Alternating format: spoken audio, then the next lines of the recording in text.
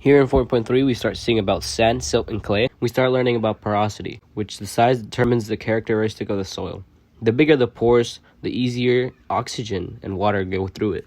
Porosity just means the amount of pore space the soil has. The soil texture is determined by the clay, sand, and silt percentage. Here, we can find the soil texture by using a texture chart to determine the percentage of clay, sand, and silt in the soil sample. So what makes the difference between high porosity soil and low porosity soil? If the soil is too porous, water will go through it, not giving the roots the ability to catch it. Now, if the water is not porous enough, the water will just stay at the top, not even going through the soil. Plants need a healthy mix between porosity and permeability, needing 40 sand, 40 silt, and 20 clay. Next, we see soil fertility. Many nutrients in plants like nitrogen, potassium, and calcium can be affected by many factors. These factors either increase or decrease the soil nutrients. Things like organic matter, humus, decomposer activity, clay, bases can increase soil nutrients. On the other hand, we can also decrease soil nutrients by having too much acid, which leach nutrients, excessive rain, excessive farming, and topsoil erosion. Also, we have H2O holding capacity, which can also be increased or decreased. Factors like aerated soil, clay content, root structure, compost, humus, and organic matter can increase H2O holding capacity. Things like compacted soil, topsoil erosion, sand, and root loss can decrease H2O holding capacity. 4.3 Practice FRQ.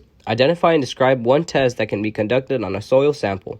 Explain how the results of the test could allow you to give advice to a farmer trying to grow crops in the soil. One test that can be conducted on a soil sample is by using the mason jar test and defining about its texture on the soil texture chart.